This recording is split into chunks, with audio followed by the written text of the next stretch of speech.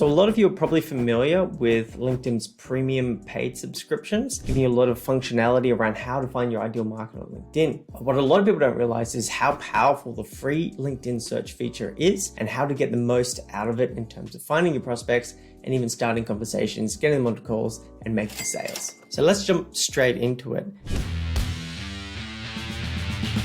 And I'll share some information around how to get the most out of your LinkedIn free search. So just to give you a little bit of context, if you jump onto your LinkedIn profile, it takes you to your feed here. If you've got a premium subscription, it'll show up here, and I can show you for comparison in a minute. But basically the search up here is kind of a broad search. It searches across everything: people, products, companies, services, events, and so on. What we want to look for in this, which kind of brings me to my first point, is really, the first thing you need to do is, what do you want to achieve? Like, what do you want to use the free search for? And for pretty much everything we want to do in business, we want to reverse engineer back from that. So what do we want to achieve?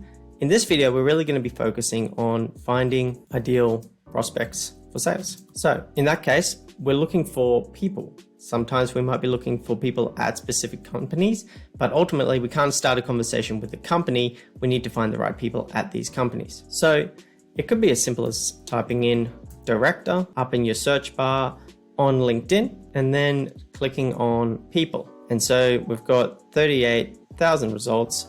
So what we need to do is start reducing those numbers. So one limitation of LinkedIn, both across the premium and the free subscriptions, is it limits the number of pages you can go to. So it shows 100.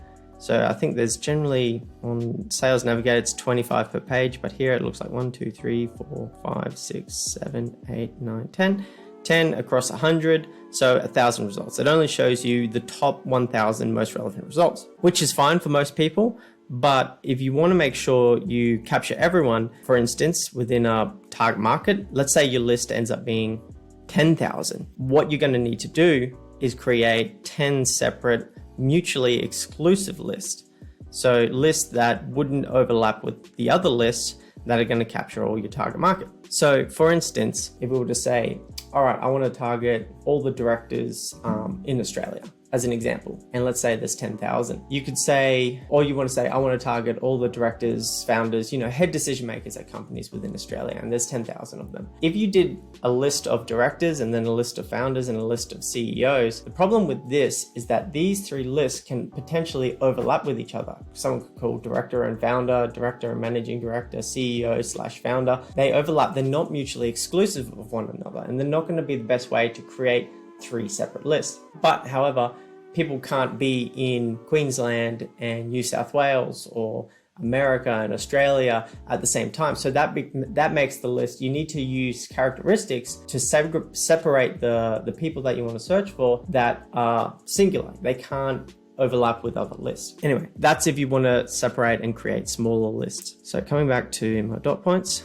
So, we're trying to find people for sales.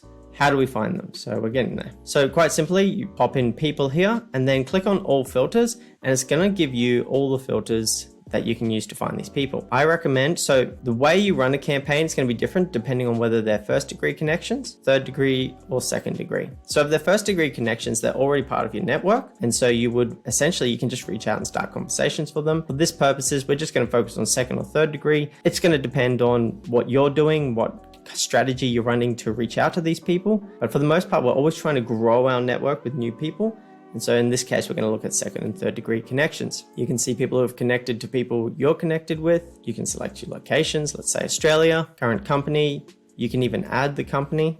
So that looks like a good company. Past companies, school, industry. So there's tons of different industries you can choose from. They're bucketed. So you don't have to type it in. So the way industries work on LinkedIn is quite interesting. And they've made some pretty good updates on this in the last year. They used to be, once again, mutually exclusive sort of lists. But now what they've done is they've created broader categories and subcategories within them. So rather than having just manufacturing of a specific thing, they've got manufacturing, and then they've got manufacturing, food manufacturing, like wine and beverage manufacturing, healthcare product manufacturing.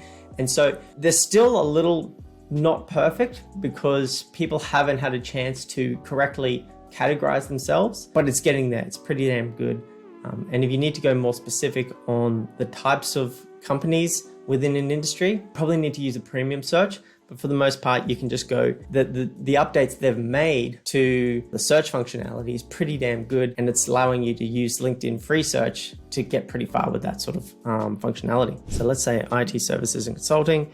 Actually, let's just leave out industry because we're going after a specific company. Profile language. If you're going international, you might want to look at English or, whatever language you're looking for. So you can go international, but the danger of going international is that you need to make sure it's English if you're only going after English speakers, or Spanish if you're only going after Spanish speakers. And keywords is obviously good if you're looking at names, and keywords in the title as well. The problem with the title keyword search, from my experience, is it's not as good as your search with Sales Navigator or your premium subscriptions. So in those, you can generally write rules like this: director, owner, founder, and you can use advanced Boolean searches to write really strategic rules to make sure we pull in all the right target market and also exclude a lot of the wrong target market. We'll see how it handles this. I'm worried it's going to break it. Yeah. So that's one of the key benefits of the paid subscription versus this. But like I said, we'll go back. People, we'll get rid of the term director, all filters, second and third degree, Australia. We won't put the company in this time around. Professional services, first name, company, title. We'll put director down here, show results. So 145,000 results. Yeah, so I've got Sales Navigator, so you can get better results there.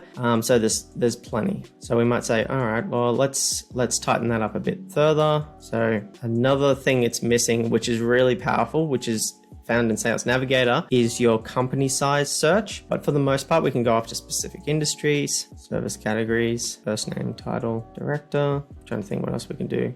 Or CEO. Cool. All right. Now, one of the downsides of not having the premium subscription is the ability to organize and save your lists. So you see here, you've got your free search, but it's really hard to kind of save it and organize these and categorize them. So you might want to build multiple lists. You don't necessarily want to use this list straight away.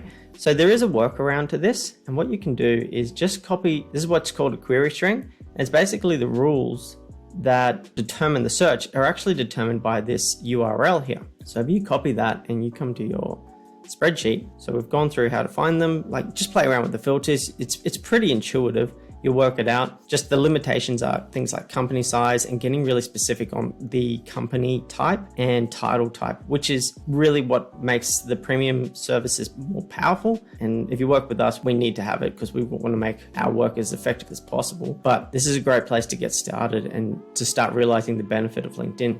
So let's say you wanted to save your CEO search. CEO, you can simply pop in a link here. You can just add it as a link because it's a little bit tidier than having this gigantic thing. These URLs can get crazy. They can get like 3 pages long. So I suggest nesting it, and then you might create a list for director, a list for founder. Obviously, they'll be more specific to what you're looking for, but that's a great way to actually save your lists as well. Now, the next question is, okay, you found your people. What do you actually do with them? Now, there's a number of ways you can do this. Most people will just start basically connecting with these people, but it's almost next to useless in some ways, because the problem is once you start connecting, you start creating this essentially decision tree where everyone starts to be in different places. It's very difficult to manage where everyone's at on LinkedIn. You don't know if people have connected, what messages to send next, what campaign they came through. Like, was it the CEO campaign, the director campaign? And if you want to do this at scale, it's just a dog's breakfast. It's next to impossible. So what you can do, and what I recommend doing, is if you do want to actually do something effective with this list, is rather than just willy-nilly start connecting with people and then randomly messaging people that you see,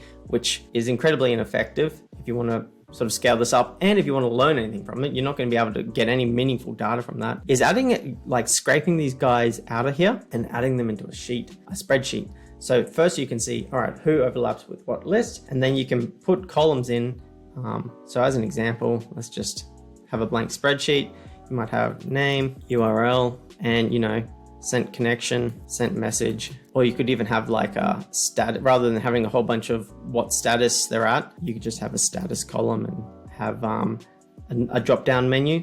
This is for Google Sheets. It's very similar for Excel. List of items, send connection, waiting for reply, didn't connect. And so you can choose basically where you're at with each of the prospects that you've gone out to, so you can keep track of everything. Now, LinkedIn doesn't natively support extracting data out of it or scraping that data. So you can use things like Phantom Buster is the one I've kind of used in the past. And for free, you can set up a platform. You add a little, if you're using Chrome, you add a little Chrome extension. It asks you to install the extension. And then if you look for LinkedIn search, LinkedIn search export, you click use this Phantom, and it's a really, I won't go through it now, but basically it runs you through a little setup wizard. It connects to your account, and you put in the URL, that same URL here. You pop that in, you follow the steps, and then it'll spit out a CSV file, I believe, with all that data, links, all the information they can get on that person. Then you pop it in a spreadsheet here, and if you're going to run lead generation or reach out to these people, you can actually start to organize it. So if you're interested to see how we do it, it's definitely far more advanced than this, but this is a great place to get started, and that's what this video was about. If you want to take it to the next level, get a free premium subscription, run this with a CRM or something that's set up to handle more data. But for people who just want to get started, start seeing the benefits, start seeing how useful LinkedIn can be for them, then I highly recommend giving this a crack. So any questions, let me know. If you have questions around how to find specific types of people on LinkedIn using search, or you're running into any dramas, just pop a comment in the comments below. I'll have a look and see if I can help you out at all. I do enjoy little tricky ways to build searches and workarounds. A big part of working with LinkedIn is to work out how to work around some of the limitations that it has. So I hope that was helpful. If you have any questions, reach out to me, my team, leave a comment below. And as always, have a great day. Cheers.